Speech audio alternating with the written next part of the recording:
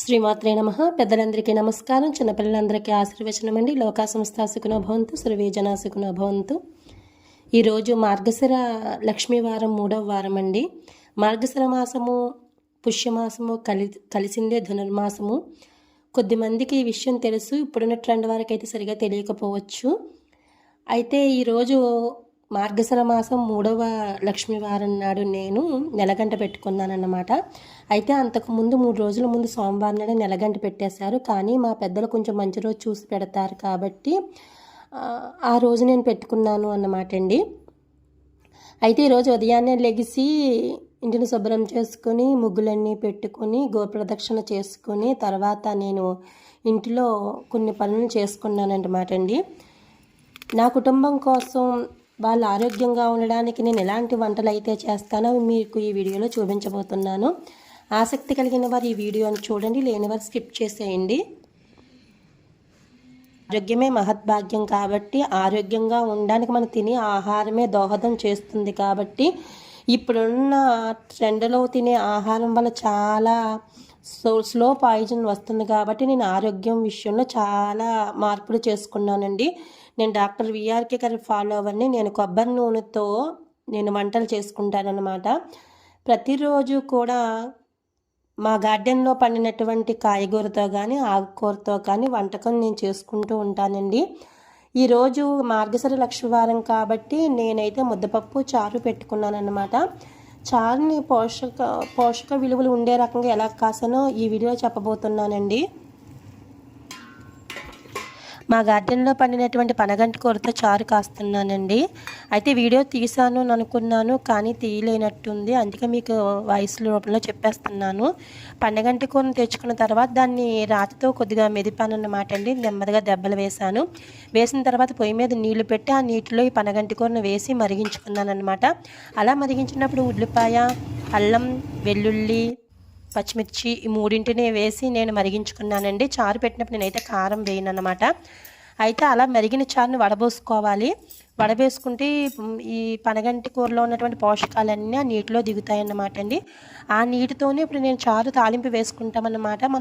మన ఇంట్లో చారు ఏ రకంగా అయితే తాలింపు వేసుకుంటామో అదే రకంగా కరివేపాకు, జీలకర్ర, ఆవాలు వేసుకుని వెల్లుల్లిపాయలు కూడా వేసుకుని తాలింపు వేసుకున్నానండి.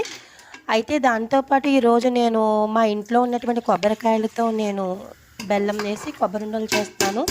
అయితే ప్రతి ఒక్కరు ఇది చేసుకుంటాను, కానీ నేను చిన్న మార్పులు చేర్పులు చేసుకున్నాను అనమాట. మాకు కార్తీక మాసంలో శ్రీపీఠంలో మాకు కొబ్బరికాయలు ప్రసాదం ఇచ్చారండి. పీసులైనటువంటి కొబ్బరికాయలు అక్కడవే. ఆ కొబ్బరికాయలు అప్పటి నుంచి నేను ప్రసాదం చేద్దామని అనుకుంటున్నాను, కానీ కొన్ని పనుల వల్ల అవ్వలేదు. కాయలు అయితే పాడవలేదు, ఒకటే కొంచెం పాడైనట్టు అయ్యింది, కానీ దాన్ని నేను పక్కన ఉంచేసాను.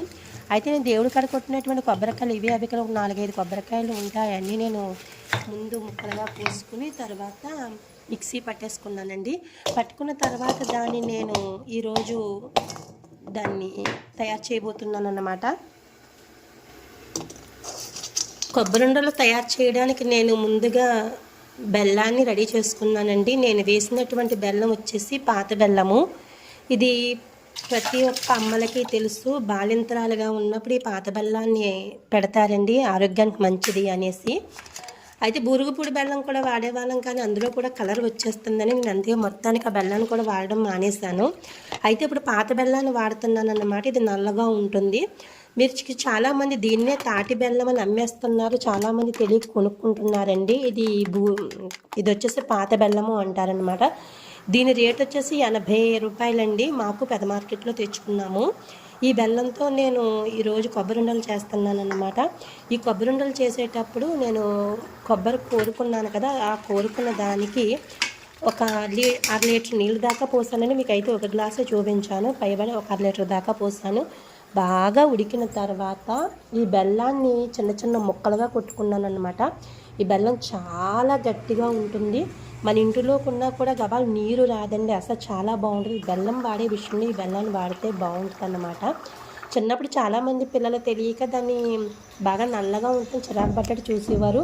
ఇప్పుడున్న చాలామంది పిల్లలు అయితే చాక్లెట్లు, తర్వాత ఓరియో బిస్కెట్లు తిన్నాక ఒకవేళ ఈ రంగును చూస్తే ఇష్టపడవచ్చు. ఒకప్పుడైతే కొంచెం అదో రకంగా చూసేవారన్నమాట. అయితే ఈ ఆరోగ్యకరమైన బెల్లంతో నేను కొబ్బరి ఉండలు తయారు చేసుకున్నాను అన్నమాట అండి.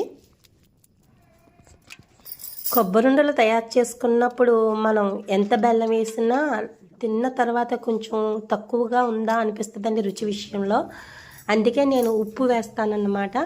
ఆరోగ్యకరంగా ఉండడానికి అయోడిన్ సాల్ట్ వాడకండి, ఇది నేను మీకు చెప్తున్నాను. అయోడిన్ కలిసినటువంటి ఏ కంపెనీ సాల్ట్ అన్నా వాడకండి, సముద్రపు ఉప్పుని మాత్రమే వాడండి. నేను అందుకే కళ్ళు ఉప్పు వాడుతున్నాను అనమాట. నేను విఆర్కే గల ఫాలోవర్ని అని చెప్పాను కదండి. ఆరోగ్య విషయంలో నేను తీసుకునే జాగ్రత్త వచ్చేసి కళ్ళు ఉప్పు అన్నమాట. నేను సాధ్యమైనంతలో కళ్ళు ఉప్పే వాడతాను. ఈ కళ్ళు ఉప్పు వేసినప్పుడే మనకి ఆ కొబ్బరుండలోని తీపిదనం తెలుస్తుంది అన్నమాట, లేకపోతే తీపి చాలనట్టుగా ఉంటుంది. నేను కేజీ బెల్లం వేసానండి ఆ కోరుడికి. డైరీ మిల్క్ చాక్లెట్ని చూస్తే ఏ రంగులో ఉంటుంది, తర్వాత ఓరియో బిస్కెట్ ఉంటుంది కదా, అది ఏ కలర్లో ఉంటుంది, దాంతో కేకులు తయారు చేస్తున్నారు, ఎలా ఉంటుంది చూడండి అమ్మా, అసలు మంచివి కాదు ఆరోగ్యానికి అని వాడికి చెప్పిన తర్వాత ఇప్పుడు అర్థం చేసుకుని తింటున్నాడు అనమాట అండి. చాలా ఇష్టంగా తింటారు మా పిల్లలు ఇవైతేను. నిజంగా అసలు తినడానికి ఇష్టపడేవారు కాదు. మీ ఇంట్లో మీ పిల్లలు కూడా తినరేమో ఒకవేళ ఇది చేసి పెట్టినా. నేను అందుకే వాళ్ళకి ఇదే చెప్పానండి, ఓరియో బిస్కెట్ని కేక్ తయారు చేసుకుని యూట్యూబ్లో చాలామంది పెడుతున్నారు కదా, అది చూపించాను వాడికి. ఆ కలర్కి ఈ కలర్కి తేడా ఉందా అని చూపించానండి. అంతకన్నా పవిత్రమైనది ఆరోగ్యకరమైన అయ్యప్ప స్వామి ప్రసాదం చూపించి చెప్పానన్నమాట. బాబు ఈ కలర్ ఎప్పటి నుంచో ఉంది,